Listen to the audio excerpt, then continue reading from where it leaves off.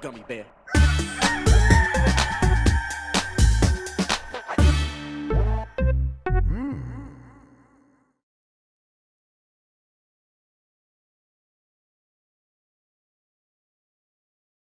Mike, I don't say the one.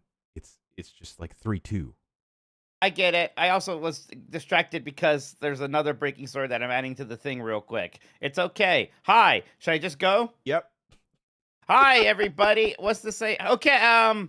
Hey, everybody. Welcome to Game S Mornings with me, Mike Minotti, your host from giantbomb.com. Thank you for tuning in. In this episode, we're going to be talking about Xbox layoffs happening right now, the death of PSSR, in the Outriders sequel that will never happen. It's going to be a good one because we have Jan Ochoa on the show. There's old stuff here about a sponsor that we don't currently have. I've been, Jeff's format here is strange and magical, I've discovered. But first, Jan Ochoa, how are you doing? I'm doing great, Mike Minotti. I love the energy that Game Mike Mornings brings to my Wednesday mornings. That's right. It's great. Turns out, Mike, when you move, not only does your computer not want to work sometimes and recognize all the same outputs that were exactly where they were, but your body doesn't want to wake up at the normal time it normally does. I bet. I mean, look, you already have my sympathy being on the West Coast and having to get up in the actual shoot morning for things. I name stuff morning shows and then do them at 2 p.m. That's how much I actually greatly dislike mornings. So it's not the morning lost on me. Somewhere, Mike, right? It's always the morning somewhere. Hopefully where you are and not where I am, because I am the opposite of a morning person. But you're getting settled in though. The move, the move usually keeps happening for months and months and months. But hopefully a lot of the big stuff is taken care of now. Yeah, finally cleared enough space in the kitchen to actually walk around, and now my partner's graciously going to start putting more stuff away, a little bit more shelf space than we originally had at the old place, which is a pleasant surprise. I can see your Nightmare Before Christmas Zero popcorn bucket behind you over there. That's good. I actually bought my first popcorn buckets this weekend. They're actually at Universal. It's Toothless from How to Train Your Dragon, and I got them for my nephews both have birthdays coming up, and I was like, okay, this is fun. But when I bought it, they were like, you get like a free fill of popcorn on these bad boys. So I was like, okay. So that's the great thing that Universal does that I don't remember if Disney actually does, because at Universal, if you buy the popcorn bucket, you just show up with a receipt, and they'll see whether or not you ticked it off yet, and they'll give you the free popcorn refill. I got the popcorn. I put it in that bad boy. I put it around my neck and carried that little Toothless around like my child. And I tell you what, I get the appeal. It was kind of fun. Yep. Don't worry, folks. Soon enough, I'll get the whole crew on the boo-boos. The boo-boos? La boo-boos. La boo-boos. I just love hearing you guys say it. Okay, before we get into things, let's explain ourselves. This is Giant Bomb, a small team of video game doofuses who rely on your support so we can make cool stuff. If you want to help, go to giantbomb.com/join. This gets you ad-free shows and some other extras. That's giantbomb.com/join. I should mention, we still have some merch, some newish merch on the store. We'll get some new stuff soon, but I'm wearing my Spoon Heaven shirt today. Very excited about that. I think it looks... Get out of here, microphone! Look at my shirt! Get back here, microphone. So, that's stored at giantbomb.com. But on this show today, here's this part where I say this. Most weekdays, Jeff Grubb will help piece your gaming life back together. That includes breaking news and maybe even some of our own original reporting. For all these topics, I'll get input from a bona fide expert who will make me look smart. If you're watching live on Twitch, welcome. You can always listen to the show later on podcast feeds by searching for Game S Mornings or find the RSS feed on giantbomb.com. You can also catch the show later on YouTube. Hello, YouTube. Wow. Okay, we got a lot to get into, so let's start the morning mess with Microsoft begins deep job cuts across the Xbox division. This is from Jason Schreier at Bloomberg. Microsoft announced Wednesday morning it's eliminating 9,000 workers company-wide in a second wave of layoffs this year. The cuts will have an impact across teams, geographies, and tenure, and our main efforts of streamlining processes and reducing layers of management, a company spokesperson said. The termination follows an earlier round of layoffs in May that hit 6,000 people and fell hardest on product and engineering positions. Um, these cuts have started today, Jan.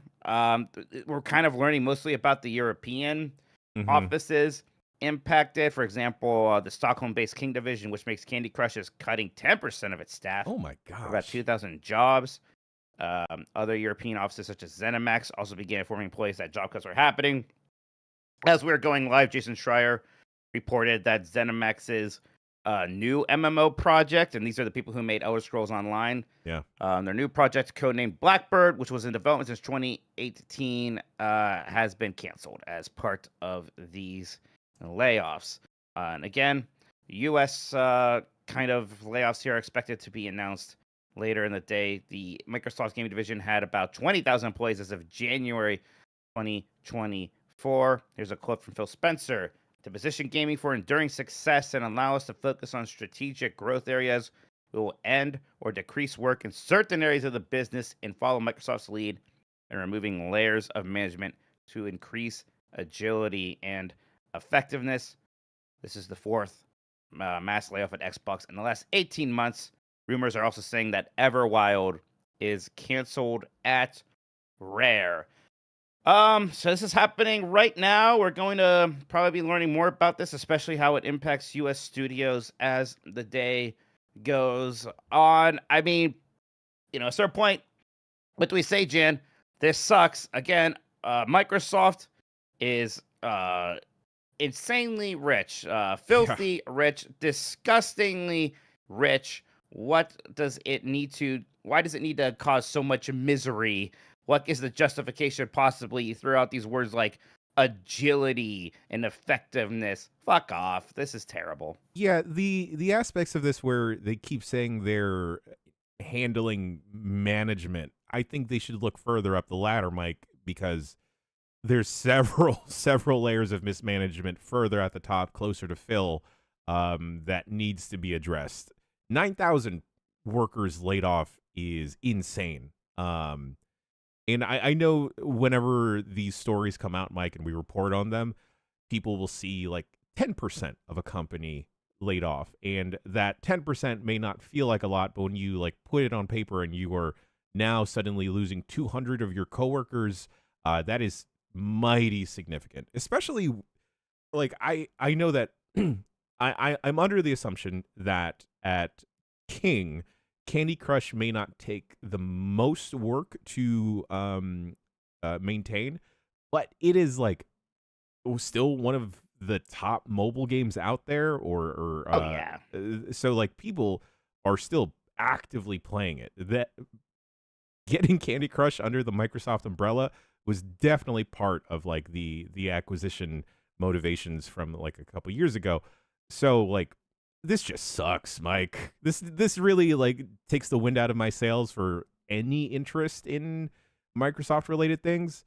Hearing about ZeniMax getting gutted also stinks. Elder Scrolls, the MMO, just feels like one of those MMOs that was like constantly trucking along, and doing well. And I'm always jazzed to see an MMO scene like doing pretty okay, despite me not being totally clued into it. Man, killing a game that they've been working on for 7 years is insane. Yeah, yeah, Elder Scrolls Online has done well. It's never quite reached that World of Warcraft or even Final Fantasy 14 level, I think, of just being an absolute money truck. But Yeah. it's done well. They've continued to support. They've continued to promote it. But I don't think that game has a forever expiration date. At some point, you're gonna need a new game for ZeniMax Online Studios to move on to. So canceling Blackbird here, that worries me because what is the plan for that studio now? Is it just ESO now forever? Are you gonna try to greenlight a new project, or what I really worry about? Are you gonna wind that whole thing down eventually once the money from ESO Oh. dries up? That's the difficult thing about it. Everwild was probably a bit of an easy target on this one, Jan. That was the kind of fantasy multiplayer game that Rare Mhm. announced a long time ago, and then it was kind of clear that there wasn't much of a game there, and that it's maybe been rebooted a few times.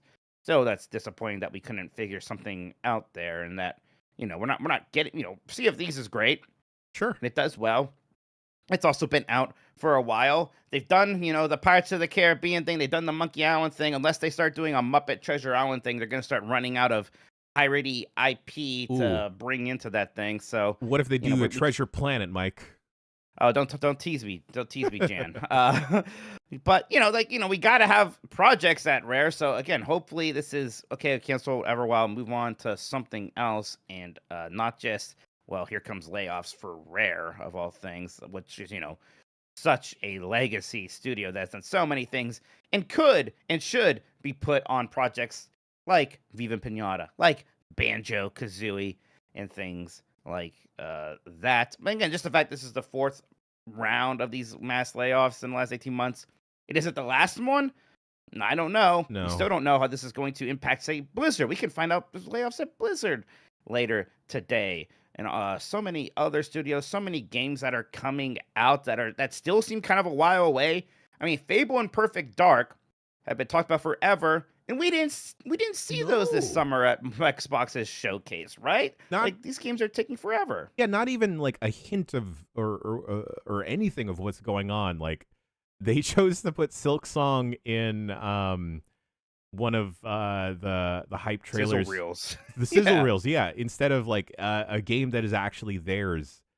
Yeah, I don't know, Mike. It worries me a lot for the future of anything related to Microsoft. Really, like I'm not the biggest Call of Duty player at all, but if that cash cow starts to dry up, are they just going to send that out to get got further down the line? I mean, the other aspect of this that sucks is that it's not just developers that are getting looped up in these layoffs. It's also people from several different departments also that it may not be the easiest to find a new job. We've seen people that have been laid off from I don't know, cycles ago that are still struggling to look for a new job, and it sucks, Mike. It's And really rough. It's really depressing. And again, like this news is going to be following throughout the day here. So we don't know what other games we're going to find out are canceled. If entire studios. I mean, there were rumors going into this that the Forza Motorsport developer Turn 10 might be in big trouble, and they're based in Redmond, Washington. If that ends up being true, we're going to hear about that game. Again, the last Forza Motorsport came out in 2023. It feels like it didn't quite light the world on fire. But, a lot of Xbox games have been having trouble lighting the world on fire, right? I mean, yeah, South of Midnight, I think it kind of came and it probably did okay, but nothing yeah, crazy. Hellblade 2. Again, I don't think any of these games were some giant flops or anything, but yeah, no, none of them are reaching that super stratosphere that maybe you're hoping for. But at a certain point, what do all of these games have in common? yeah, It's the Xbox leadership. It's the Xbox plan, a plan that not too long ago was nothing but Game Pass, Game Pass, Game Pass, Game Pass, and now suddenly they're not talking about Game Pass so much anymore. There is no plan. They're retreating from hardware. They want to be a publisher that sells their games everywhere. That's great, but they still talk about hardware. They still say they're making a new console and it's going to be the biggest generational leap it ever is. Mike Ibarra was talking yesterday, former president of Blizzard, and I think that he's maybe a bit of, I don't want to say clown, but he rubs me the wrong way a little bit sometimes. There may be some truth, and Xbox has to get a better strategy here yeah. than just trying to do everything, publish all these games everywhere and everywhere, still have a console, slapping the Xbox name on a ROG Ally and an Oculus Quest. And meanwhile, it's like the games are floundering. So, Yeah. it's weird. The second we hear that, I don't know, Mike, a Fable or a Perfect Dark gets canceled, I I don't know what that says about Microsoft. I know what that says about Microsoft, but I don't know what that says about like the state of like these gigantic big publishers if they're having so much. It's less so that they are having trouble, but like it is just a fire and a mess happening internally. Yep, and I don't know how that house is going to get in order. Again, it's such whiplash because it just wasn't. Doesn't seem like that long ago when they were buying all of these studios, and they just couldn't stop buying studios. Thank God that we at least know there's a new game coming from Double Fine that was finally announced, because I'd be Right. terrified for them right now, and that would be such a travesty if anything happened at that studio. So again, we'll see. More news is going to be happening throughout the day. Mike, On what is this the front. point of trying to become like this gigantic behemoth in the games industry if you are just going to continue to lay people off and cancel project after project? It's all about trends, right? When these services became a trend, right? HBO Max and Disney Plus. So here comes Game Pass. That's a trend. And trends can be anything for people in suits, because they're very stupid and they have problems thinking for themselves. So when they look around, they see the other people wearing suits with their nice haircuts doing things. They like to just do what they're doing. And right now, the trend is laying people off. Like, oh, this is a fun trend. Ooh, look, if I lay these people off and take away their livelihood and their money, my numbers go up. Ooh, investors happy. Ooh, I like this quick fix. Never mind the consequences of suddenly losing a giant portion of your workforce. Never mind the human suffering. Human suffering doesn't impact the line. So it's all a bunch of bullshit. The market is terrible for gaming. It's never about quality. Nobody is increasing investor value by increasing quality. At least they don't think so. So that's why so many of these giant publishers are beginning to fail us, and we're getting our better games elsewhere. Uh, Anyways, go ahead. Sorry, Jed. Before we move on to the next story, Mike, how much of this do you think is not only motivated and pushed forward by corporate greed and actual mismanagement that's never going to be addressed, but by these suits and execs thinking, oh, well, we'll just replace everyone with AI? Oh, I'm sure there's some AI bullshit thinking going on there too, right? And Yeah. yeah, we'll see how that goes. Because they have to realize, and sometimes with this AI stuff, like it's like I almost look at it and part of me's like, oh, that's just a little bit. But I mean, I'm still glad that everybody freaks out and tells them to stop that and to get banned and to review bomb them, because it is a little bit of, we can't allow any of it, because as soon as you give them an inch, Yep. they're gonna give us a mile of this AI slop. So, that's the other thing with AI is such a part of this train that was blockchain, then metaverse, and now AI again, just another trend that everybody talks about at these ridiculous conferences where they go to, and they all just pass along whatever buzzword that they read about. It's annoying and it's stupid. All right, next up here, Mark Cerny, says PlayStation 5 Pro will get its major replacement for the current PSSR upscaler next year. It's from Jordan Miller at VGC. PS5 system architect Mark Cerny has discussed a major update coming to PlayStation 5 Pro in 2026, which will replace its PSSR upscaler tech. Earlier this year, it was announced that Sony and AMD have partnered on the Project Amethyst initiative, which is focused on delivering a version of FSR4, AMD's equivalent of NVIDIA's DLSS tech, to the PlayStation 5 Pro.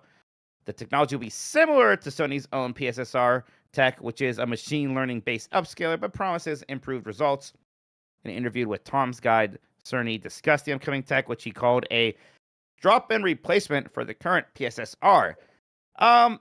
R.I.P. Pisser, I guess. It's a little weird because we heard so much about that proprietary tech, blah blah blah, and they're already just kind of gonna replace that and drop in FSR, which I mean, I guess that makes sense. Why devote all this money and technology into making your own system here when you have AMD You have NVIDIA already investing a ton into these things. I don't know. Is this weird to you at all, Jan?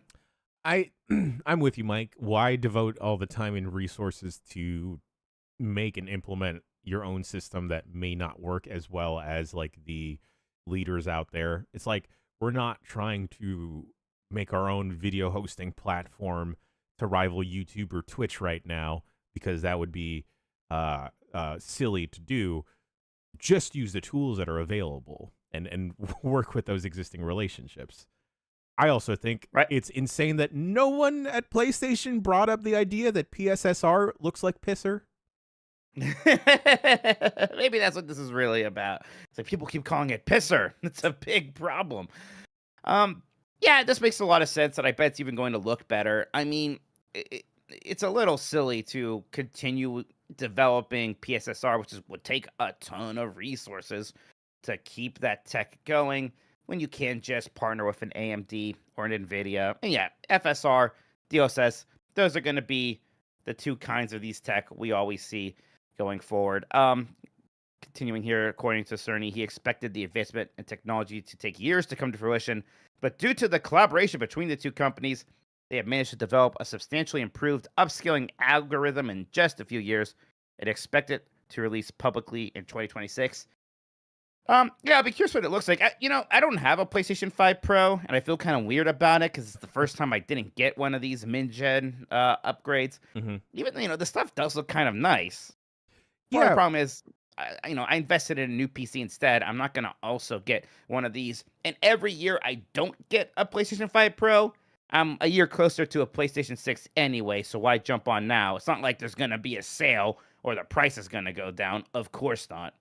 yeah, Mike, I'm in the same boat where my PS5 is doing completely fine. Sure, during some moments of Death Stranding 2, it's starting to sound like a jet engine, but I think that is because of my own that's just due to me being a dusty boy and not cleaning out my PS5.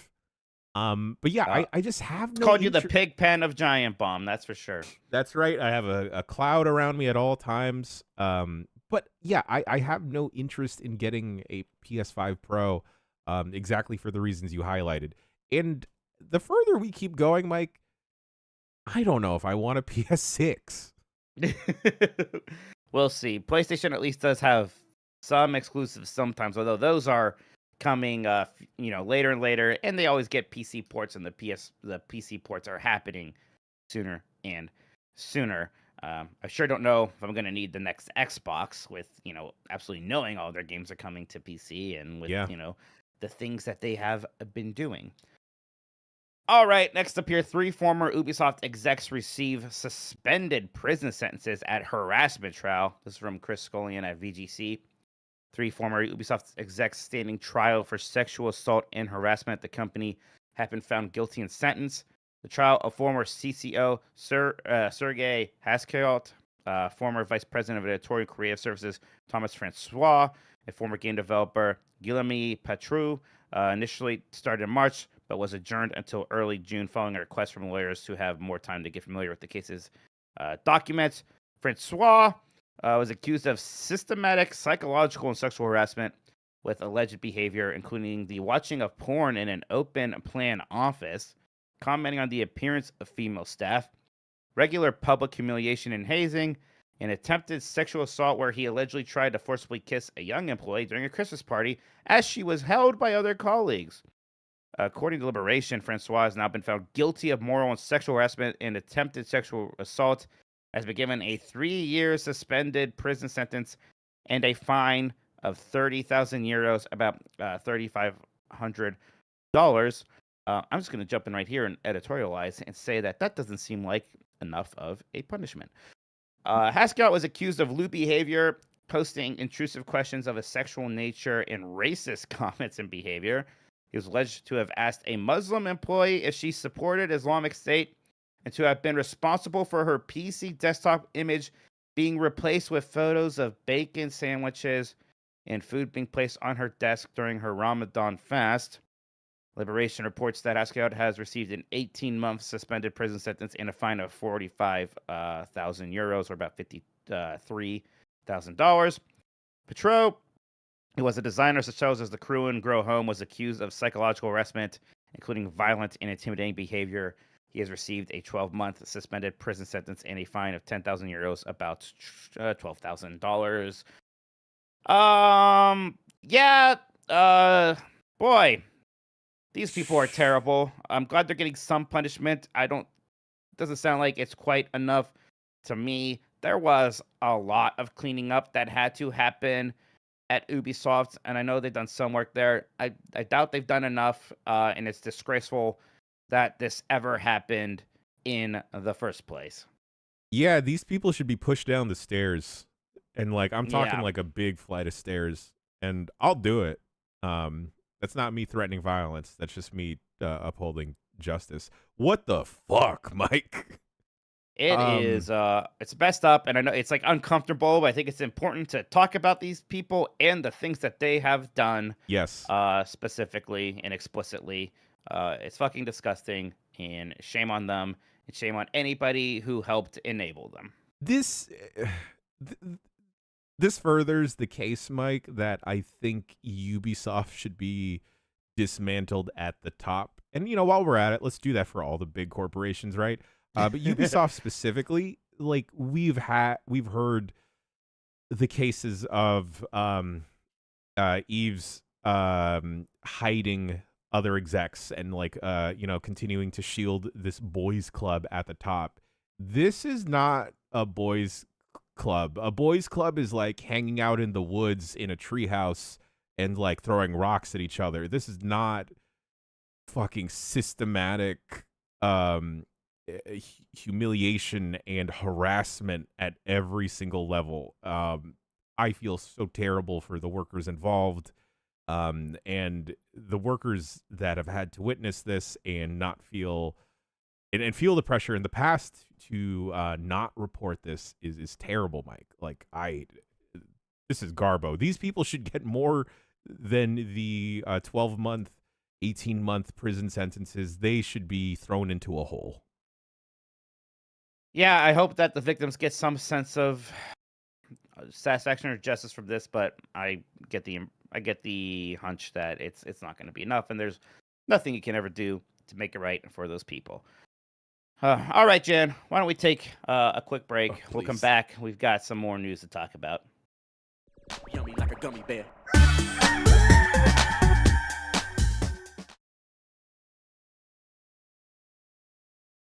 This episode of Giant Bomb is brought to you by giantbomb.com/join. Join us there, become a member. It helps us make fun stuff. It gets you ad-free content. It also helps us make some extras here and there that we'll give exclusively to you as members. It's giantbomb.com/join for $10 a month or $100 a year, where you save $20. You can support us in making all the cool stuff that we make over here at Giant Bomb. Once again, that's giantbomb.com/join. Become a member now.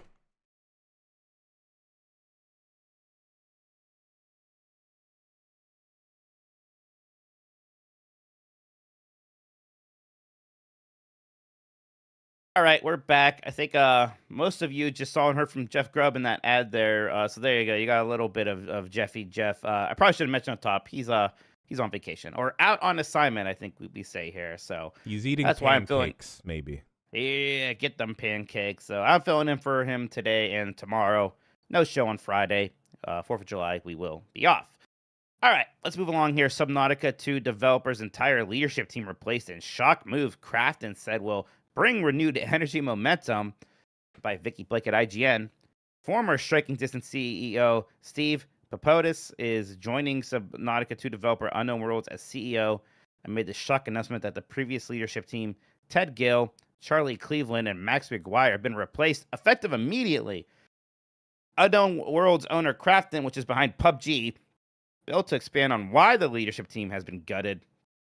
It said while it's sought to keep the Unknown Worlds co-founders and original creators of the Subnautica series involved in the game's development, it wishes them well on their next endeavors. Cool. Crafton insisted Papotis will prioritize development momentum in delivering best possible fan experience and will bring renewed energy momentum.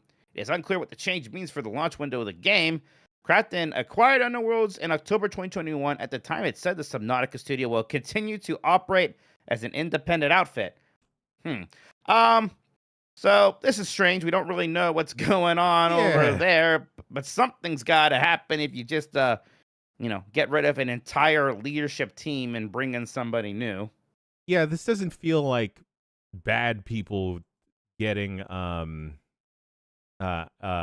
kicked out of the company. This just feels like a weird dramatic restructuring that feels like it's going to lead to, unfortunately, poor things. I always thought Subnautica was doing fine. I mean, people really like the original Subnautica a lot. Yeah. And then it had it already had a sequel, Subnautica Below Zero. Subnautica 2 is kind of the third game in the series in a lot of ways. So yeah, it's a well-liked series. So I'm not sure why the heck such a overhaul would be required. I don't want to speculate because maybe there was something weird that happened behind the scenes. Sure.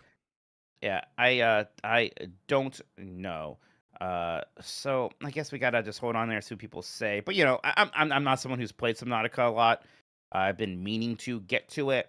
But if I was a fan of the series, I would probably be concerned. Yeah. The people that love Subnautica, I feel like, are of a similar ilk to the folks that really, really like No Man's Sky. Sure. I think that Um, makes a lot of sense. oh boy. All right, Hooded Horse to publish new Heroes of Might and Magic game. This is by Rachel Kaiser at GameSpeed. Shout out to GameSpeed. Publisher Hooded Horse announced today that it has entered into an agreement with Ubisoft and developer Unfrozen. Hooded Horse will publish the latter's upcoming turn-based tactics title, Heroes of Might and Magic Olden Era. The game launches in early access on PC later this year, coinciding with the series' 30th anniversary. Ubisoft revealed Heroes of Might and Magic Olden Era last year to be developed by Unfrozen, the fledgling studio behind strategy game Iridis Lord of the Dead. Hooded Horse also has a background in the space, having published Manor Lords, Against the Storm, and Endless Legend 2.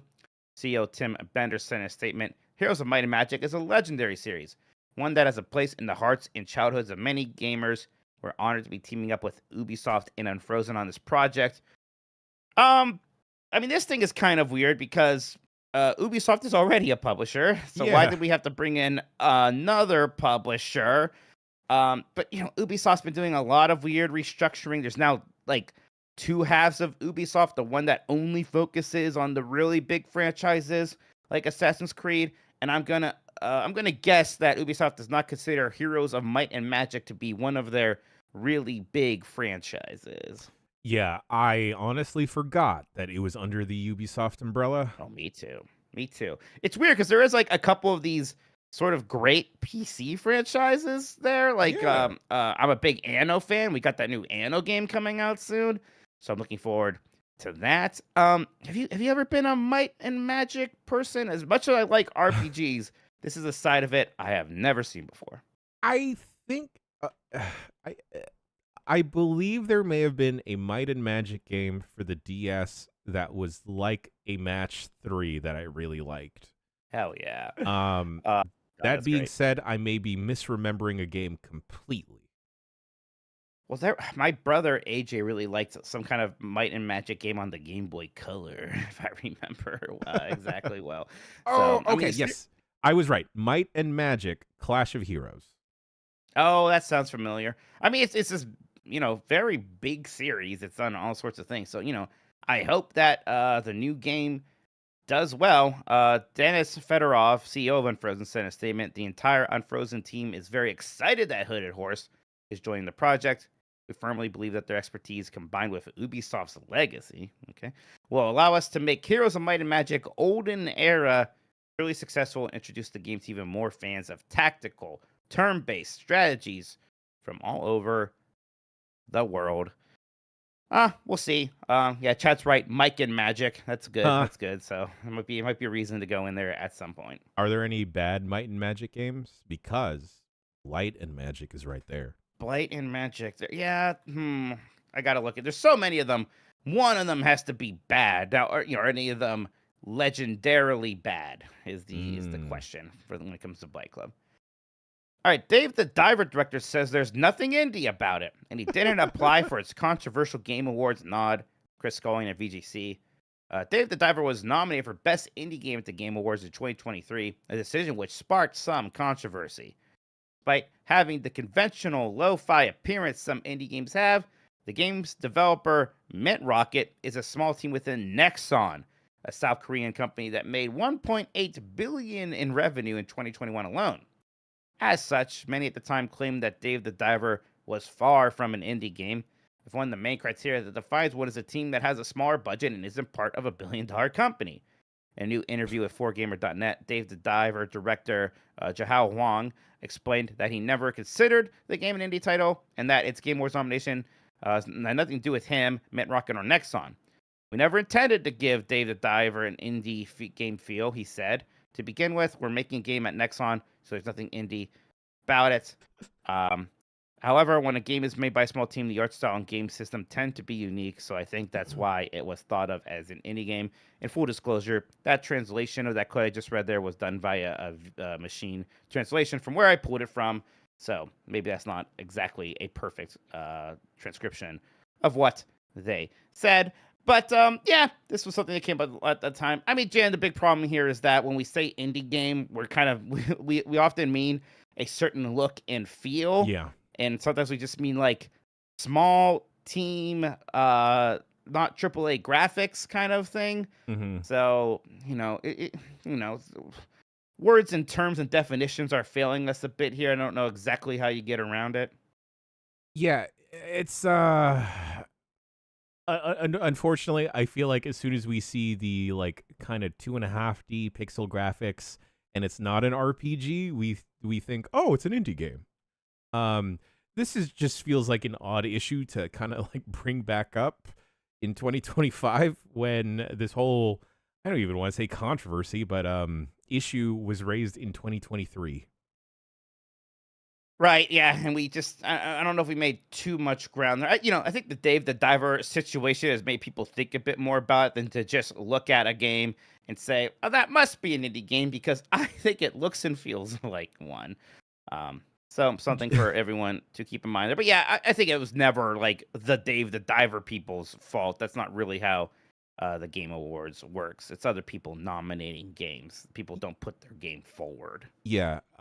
If anything, I think the director here, it feels like he's just standing on a hill saying, I'm not an indie game. I'm a big boy game.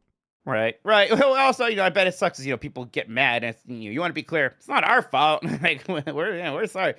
We'll take the statue if they want to give us a statue. We like statues, but hey, is Claire Obscure an indie game? See, that's what I was thinking after we're talking about like team size and like Right. not coming from like a AAA publisher, Sure, because yeah. that is That- like that's that does not look like an indie game. Right, that's the opposite problem, because I see in chat right now on the Twitch, I see yeses and nos, and it's like, what do we mean? What do we mean? Like, again, yeah, like Baldur's Gate 3, and technically an indie game. So Right.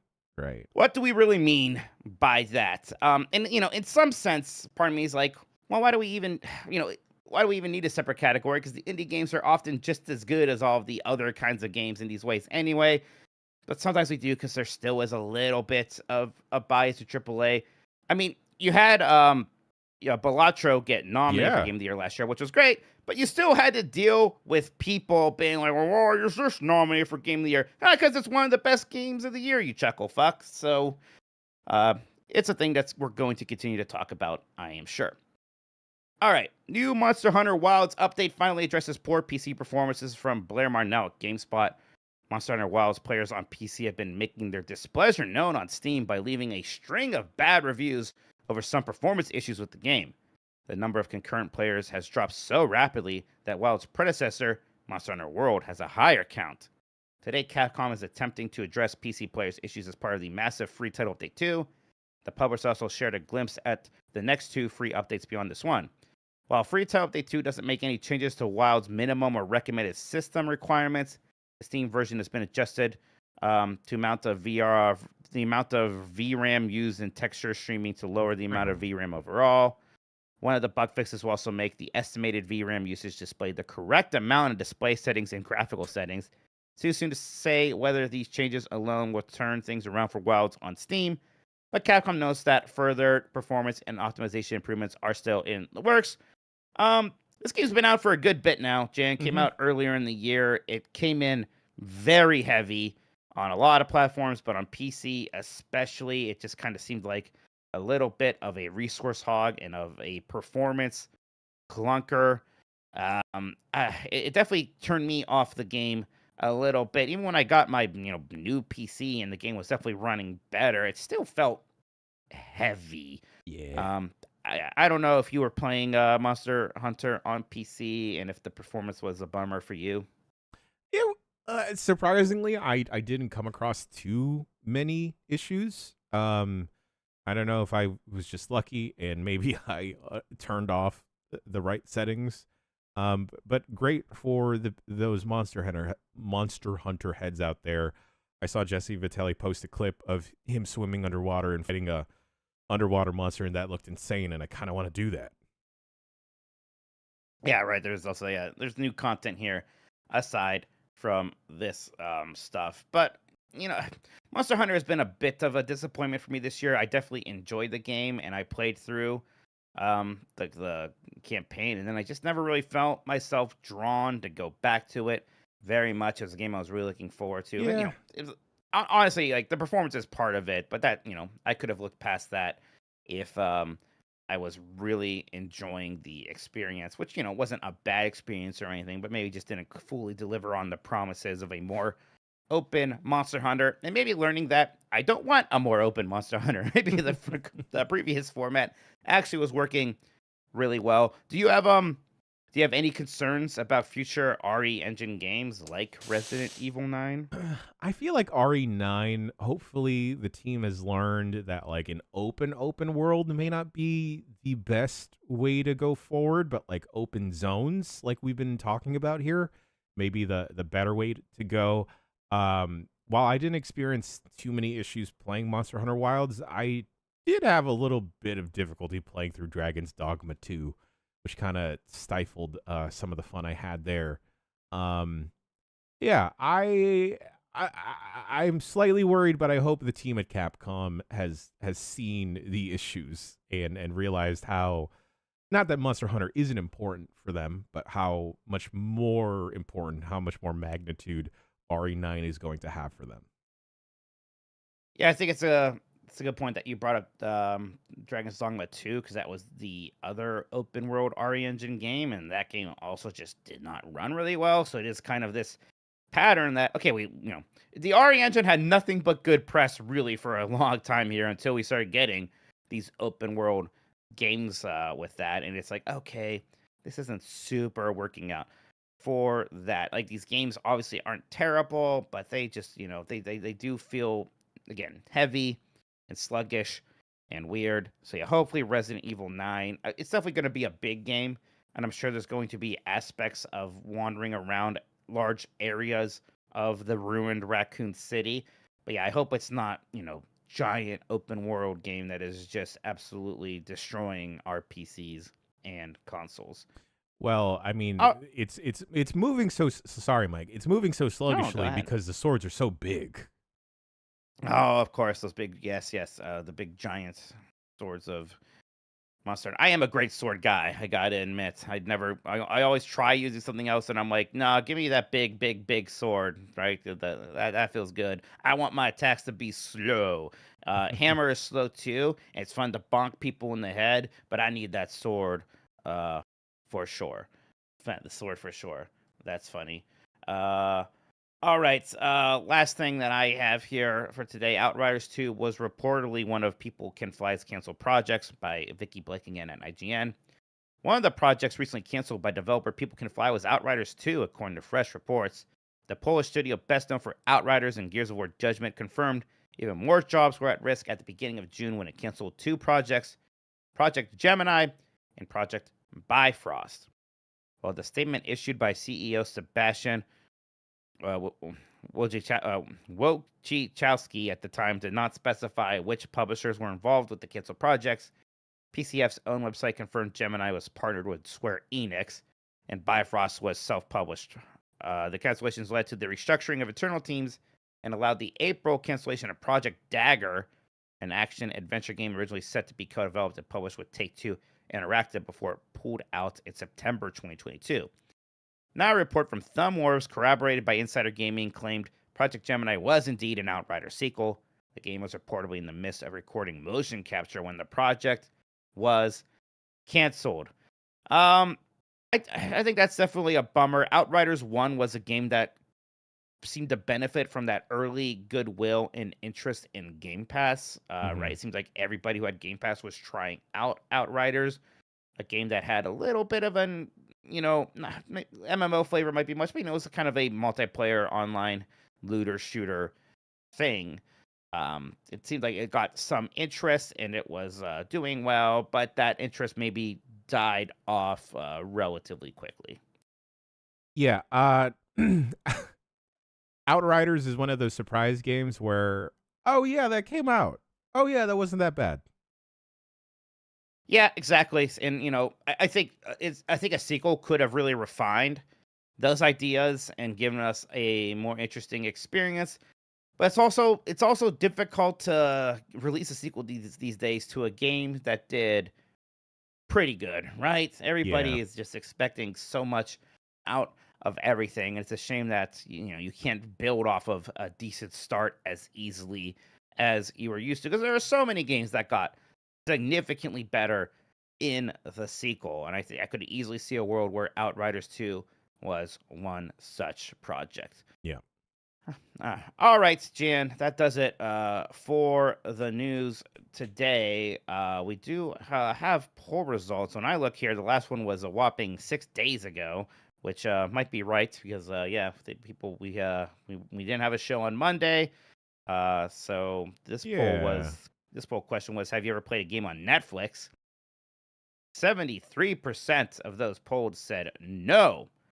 And only 27% said yes. I mean, part of me is almost surprised it's that high. I've never even considered playing a game on Netflix. I gotta be honest, Jan, I don't even really understand what that means, playing a game on Netflix. What are you talking about? How do you play a game on Netflix? That's just the thing where I watch. I assume there's just an app on your phones and you can click a game button instead of the button to watch House of Cards or something. I don't know. House of Cards is the one you go to. Okay. I don't watch much TV. That's like Stranger Things. Kids still love Stranger Things. Oh my God, those kids are so old. Is that show coming pretty old this year? I think they're still doing more Stranger Things over it's there. It's the last I don't know. one, right? It should be the last one. You would hope. So yeah, I have no idea what it means to play a game on Netflix, but there it is.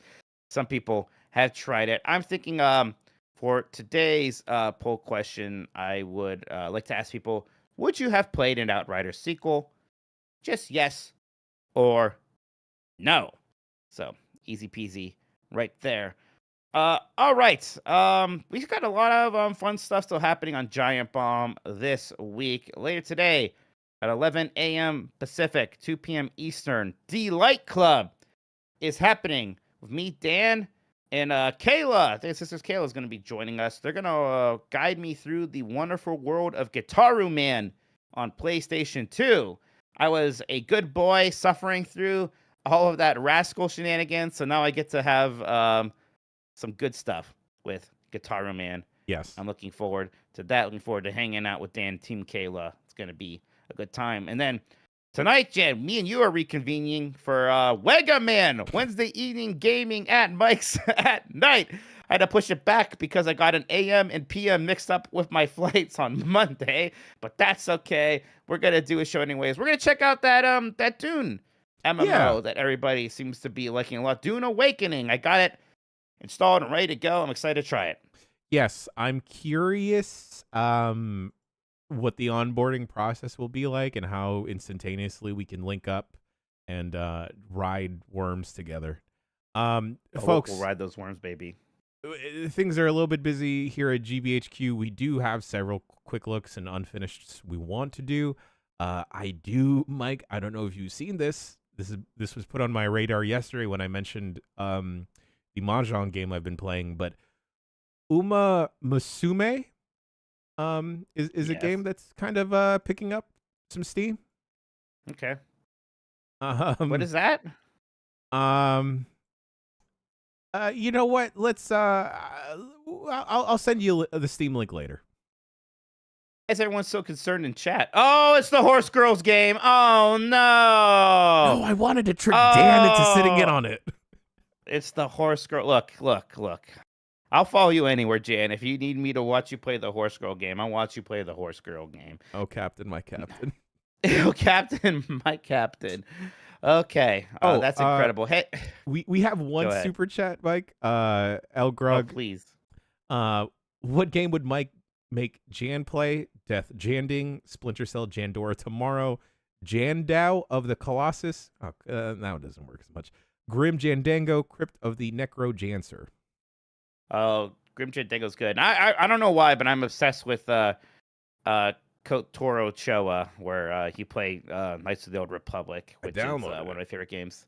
Yeah, I love KOTOR a lot. I know that there's a remake presumably happening, but I think that original game is still very, very good, and I would like to watch Jan play through that at some point. We also tomorrow on the voicemail dump truck, we are going to have Super Eye Patch Wolf joining us. That is at its usual time at 11 a.m. Pacific, 2 p.m. Eastern. So look forward to that. There's going to be another Game Mess Mornings, usual time tomorrow. I'll be subbing in again. Nothing on Friday. It's 4th of July. We will be taking that day off. But yeah, that's it. We're out of here. Jan Ochoa, thank you so much for joining me here, helping guide me through this scary experience of hosting this super Jeff Grubb coded show. It's a difficult thing he does here. I definitely have a new appreciation for it, but I had a lot of fun talking to you about video games. You did absolutely fantastic, Mikey. What are you talking about? Thank you, Jan. I appreciate that. And thank you for being the best audience in gaming. Until the next morning mess, have a good one. Take care of yourself, and goodbye. Yummy like a gummy bear.